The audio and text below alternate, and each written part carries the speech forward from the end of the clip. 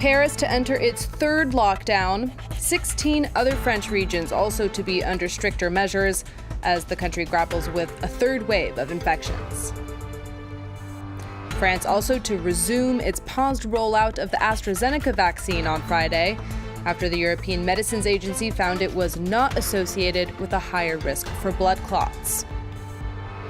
And strained U.S.-China ties on vivid display as top officials from the two countries clashed during their first face-to-face meeting since Joe Biden took office.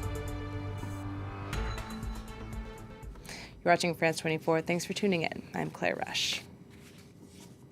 Paris on lockdown once again, starting Friday at midnight. The tighter measures affecting the French capital and 16 other regions for the next month. But the lockdown won't be as strict as ones in the past. It's being applied locally rather than nationally, and schools will remain open. Nonetheless, non-essential shops will close, movement will be restricted, and residents must fill out a permission form when leaving home. This as the UK variant fuels a third wave, overwhelming hospitals. Mario Sofos tells us more.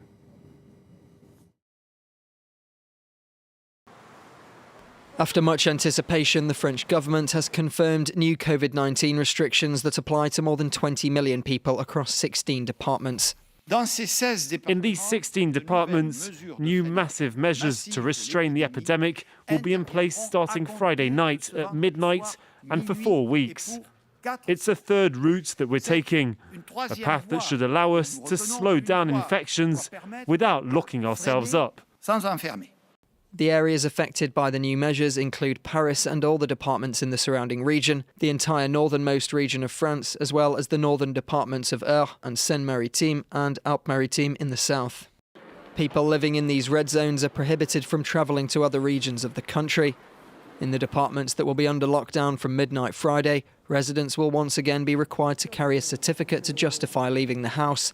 Unlike before, though, outdoor activities and exercise will be permitted without a time limit and within a larger radius of 10 kilometres from the house. The fresh measures have come as welcome news to medical professionals in France. Our resuscitation teams are relieved, and so are our patients. These decisions are strict, but not as strict as those imposed in March and April 2020. Amongst the other measures for areas in lockdown, the closure of all non-essential businesses. Those providing essential goods and services will remain open, including all supermarkets, grocery shops, pharmacies and banks. All preschools, primary schools and middle schools will remain fully open, while high schools will run half the normal level of classes. The government is also asking the affected residents to work from home for at least 4 days a week if they can. The whole of the country will remain under curfew, though it's been pushed back from 6 p.m. to 7 p.m. In addition, Prime Minister Jean Castex did not rule out the possibility of extending lockdown measures to other regions of France. So how are Paris residents and business owners reacting to the imminent lockdown? Sharon Gaffney takes a closer look. The Greater Paris region and its 12 million residents are heading back into lockdown. J'espère que les gens ils vont tenir psychologiquement parce que je pense qu'il y en a qui sont encore qui peuvent être en détresse dans cette période. Là toute la journée j'ai passé à la maison. Là je viens de sortir juste pour marcher un peu. S'il faut faire 4 semaines de plus, on le fera. Les gens ont envie de bouger un petit peu après toute cette période difficile. On en a ras-le-bol. Est-ce qu'on va continuer à vivre comme ça jusqu'à la fin des temps? Je ne sais pas. J'en ai pas envie, personne n'en a envie, mais on se sent tellement impuissant, quoi. Business owners are also frustrated as more than 230,000 shops and other services prepare to close their doors once more. Je croyais qu'ils allaient faire samedi et dimanche seulement, mais si on a fermé, ça veut dire qu'on ne tient plus. Et il faut mettre les clés sous les paillassons. Économiquement, c'est dur. Jusqu'au-là.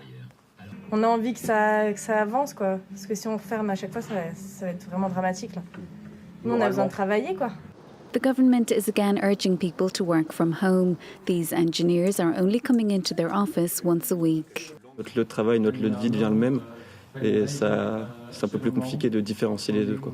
Au bureau, on a les personnes à portée de main, alors qu'à la maison, on doit attendre que les personnes répondent. Voilà, il y a des problèmes de connexion et tout. Their boss says the system is less efficient. C'est toujours plus compliqué, il y a des contraintes techniques, il y a plein de choses qui font que c'est moins fluide. Et en termes de créativité, ça marche moins bien, c'est une évidence. The The new restrictions come into force at midnight on Friday. Staying in France, the country will resume its rollout of the AstraZeneca vaccine on Friday, after the European Medicines Agency determined it was not associated with a higher risk of blood clots. France was one of several European countries to suspend the jab over blood clot concerns.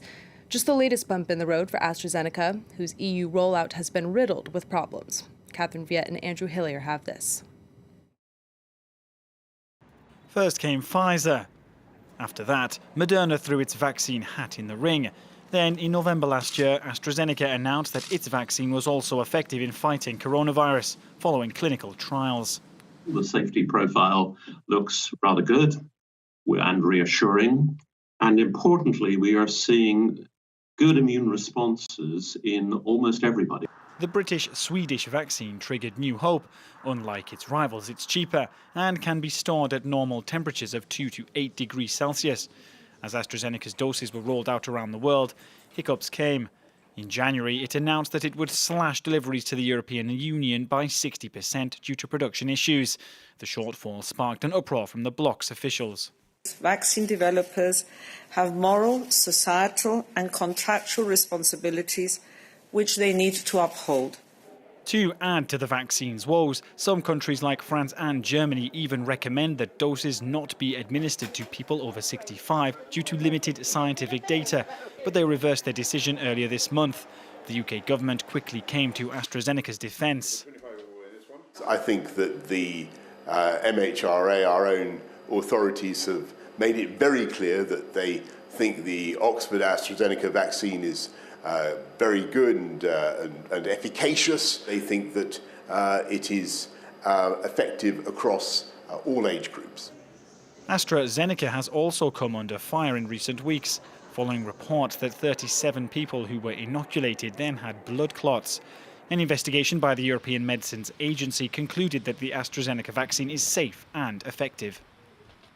Its benefits in protecting people from COVID-19 with the associated risks of death and hospitalisation outweigh the possible risks.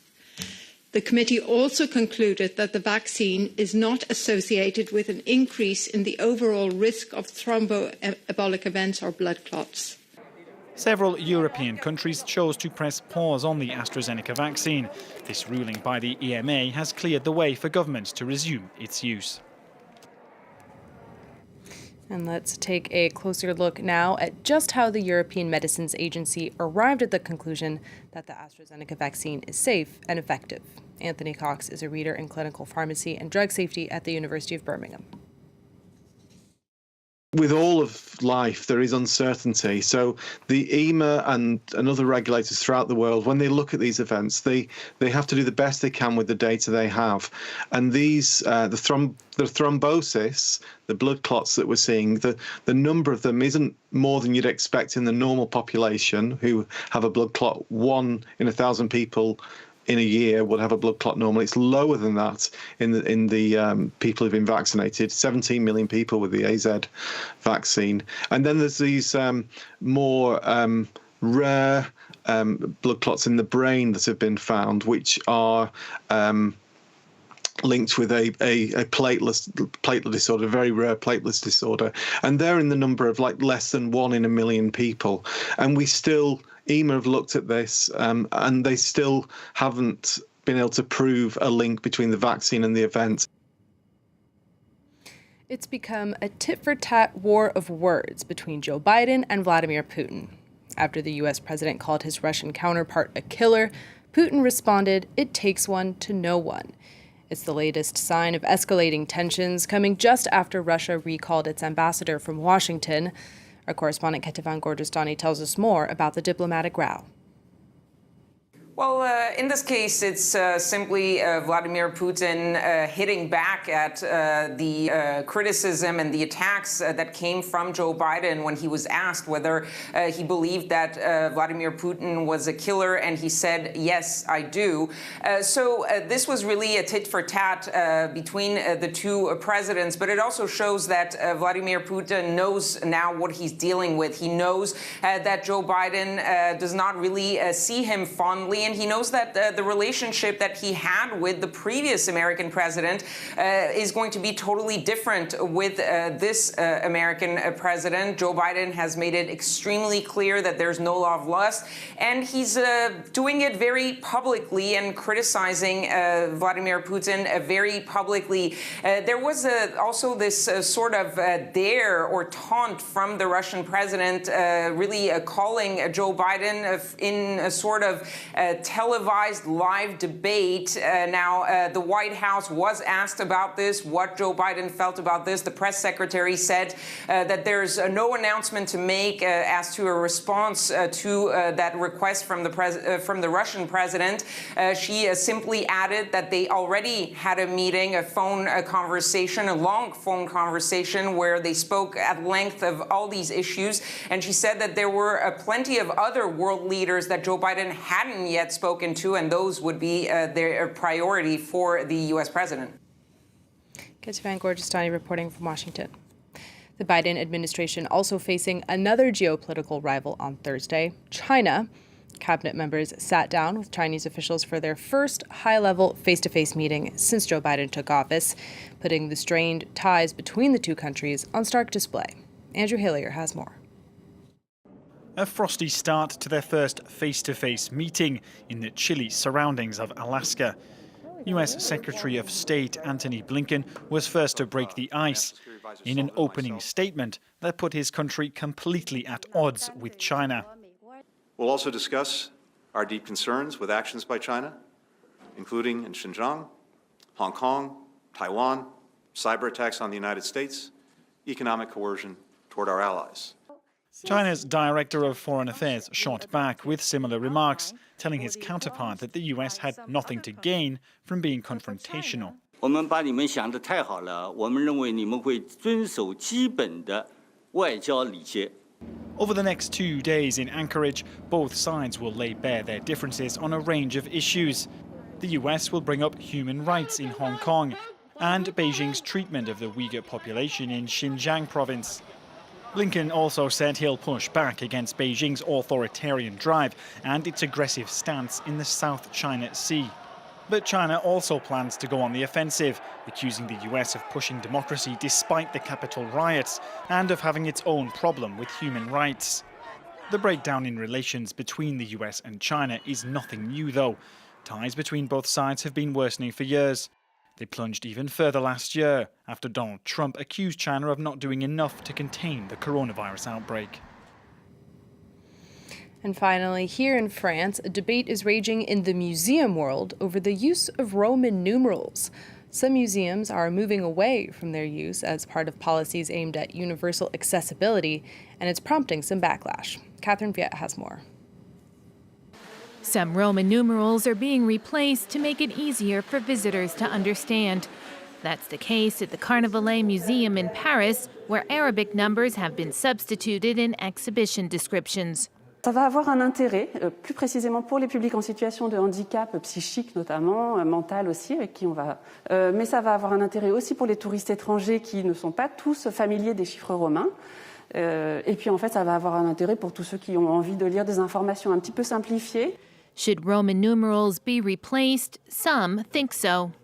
Si le plus grand nombre peut arriver à lire les chiffres de cette manière-là, autant les afficher de cette manière-là. Others aren't so sure. Je crois qu'il y a des choses qu'on ne doit pas supprimer et prendre les gens pour des gens bêtes qui ne savent pas apprendre. Moi, je préfère le contraire, qu'ils laissent les chiffres romains pour encourager et pousser les gens à apprendre. Historians have denounced the move, saying it shows scorn for culture. C'est un aveu de faiblesse, de renoncement, et je pense que la vraie solution, ça serait de dire attention, dans les écoles, réapprenez ce système. It's been several years since some museums, like the Louvre, stopped using Roman numerals in their collections to designate the centuries. You're watching France 24. Thanks for tuning in. There's more world news coming up for you next.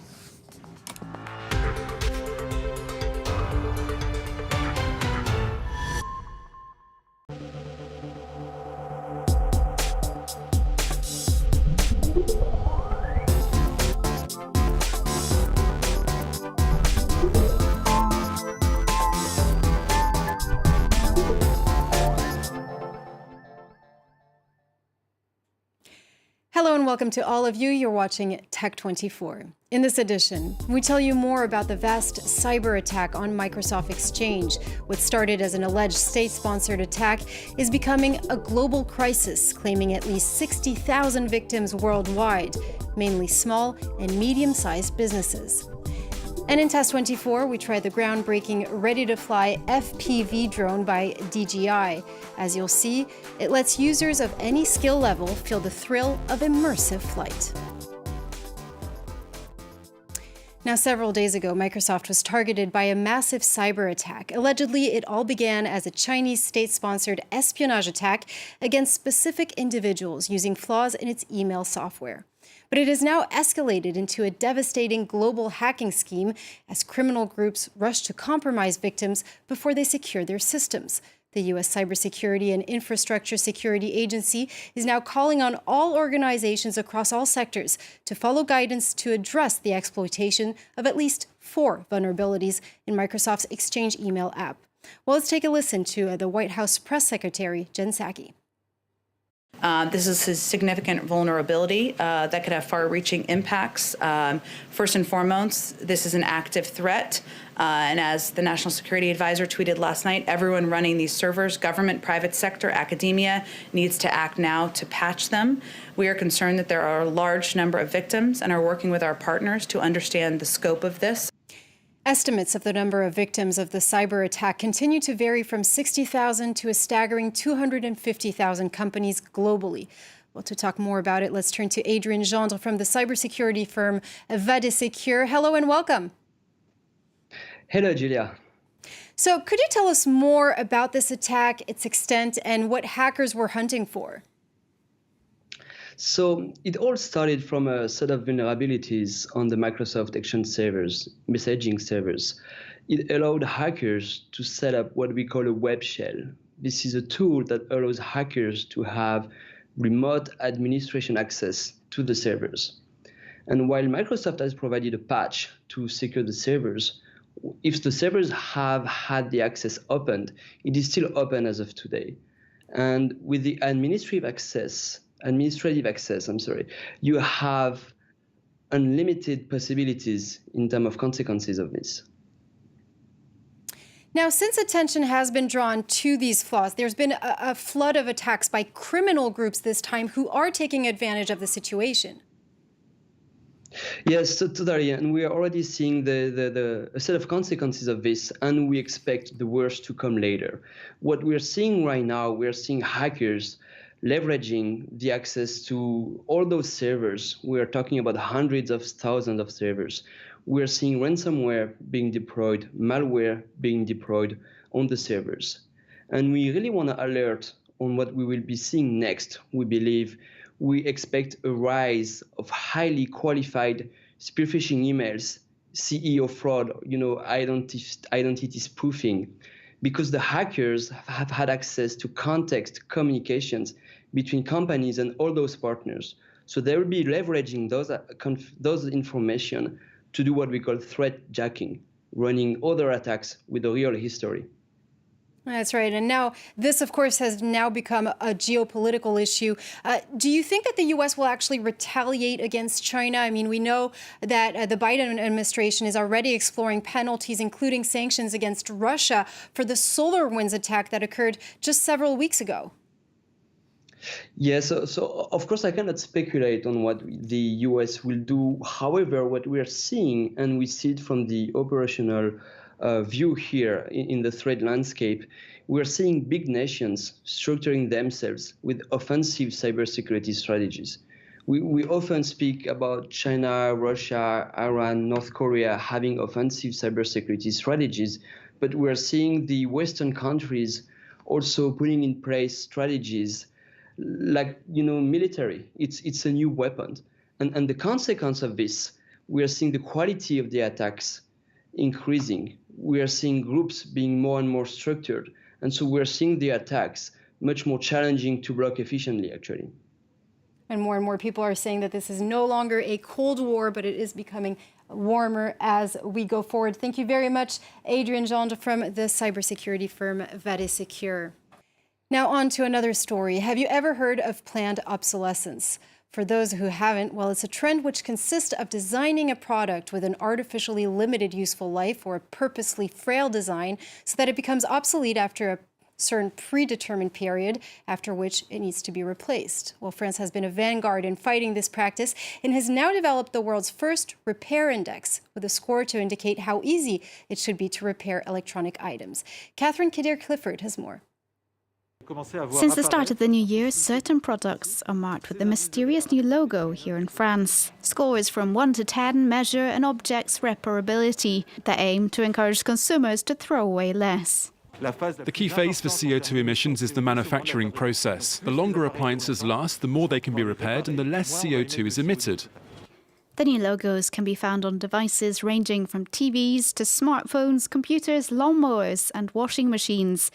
In 2019, 53.6 million metric tons of e-waste, that's discarded phones, computers and other gadgets, was thrown away worldwide. The equivalent of more than the combined weight of all the adults in Europe. French consumers appreciate the new transparency.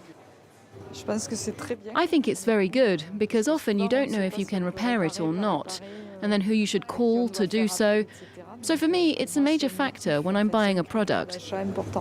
The index is controlled by the state, but calculated by manufacturers, based on criteria such as the documentation that accompanies the product, how easy it is to dismantle, and the availability and price of spare parts. In case of fraud, the manufacturer risks a fine of up to €15,000, though this organisation says that's not enough of a deterrent. The role of consumers is also important. They will undoubtedly not take it well if a company doesn't deliver on their promises, when everyone wants a product that is repairable. France's repair index is the first of its kind in the world, leading the way for a similar European Union initiative. In November, the European Parliament voted in favour of drafting laws for repairability labelling in all member states, aiming to put them into action by 2024. And it's now time to turn to our tech editor who's been standing by on set with us. Hello, Peter. Hi, Julia. So planned obsolescence is not just a wicked plan by companies to try to make more profit. It was actually first created a while back to try to slash mass unemployment. Yeah, so if you go back to the 1920s, this is when the idea really first came about, when demand for new cars was dropping in the US. So General Motors came up with this idea that they would make these incremental cosmetic improvements to their cars every year. So this is one of the first examples of it, the 1923 Chevrolet, and it's really the same. The technology underneath the body is the same as it had been for years. Now, this created a sense that the previous models were nonetheless obsolete and encouraged people to buy the new one. Now, many industrialists thought this was absolutely inspired, and they thought, hey, this is a way to get out of the Great Depression because it creates more demand, therefore creates more manufacturing and more jobs. Not everyone, though, has been on board with the idea. If you look in the 1950s and 60s, famously Volkswagen came out with this series of adverts criticising planned obsolescence and sort of said our cars are going to last longer because they have parts that are the same for many years, so you can easily find a replacement. Now, since then, there's always been this cohort of people sort of saying planned obsolescence makes us both wasteful because we're getting rid of all these previous models, and it also makes us discontented because we never have the newest one. But to this day, you have to admit that our economy is in a large part driven by this idea, and technology is progressed through it as well. So everything from smartphones to printers are planned to be obsolete, in a sense, even Volkswagen cars nowadays. Now, of course, consumers are now realizing that all of this is creating huge amounts of waste, and that's a problem. Yes, and one of the companies fighting against this is iFixit. They're a website that was created in California in 2003, but now they have tens of millions of users around the world, and they help people repair their stuff with free tutorials and guides on where to buy the right tools. But they also conduct research and conduct campaigns. They have their own repairability ratings and even worked with the French government on producing the repairability index that the story was talking about. Thank you very much, Peter. And we're going to move on now to Test 24. We're going to test something that you'll definitely need to repair if you crash it.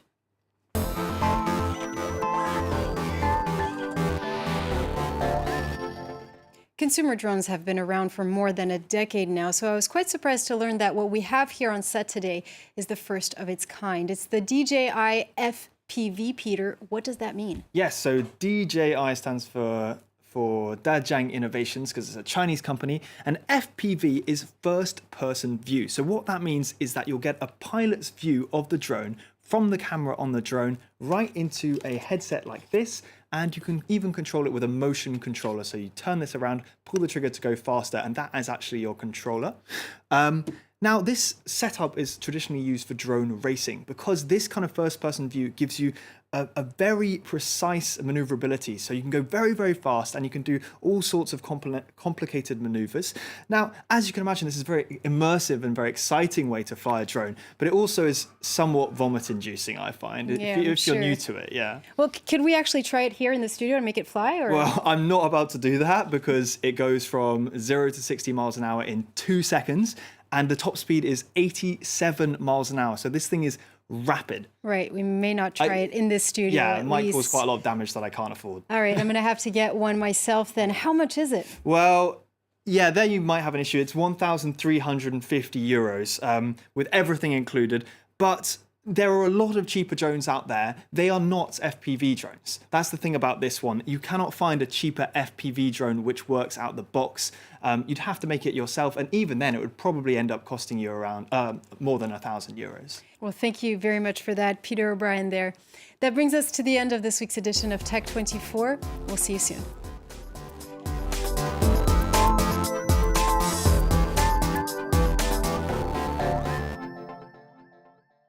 How do artists and writers see the world?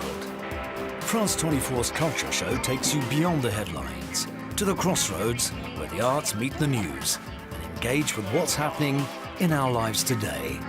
Encore, presented by Eve Jackson on France 24 and France24.com.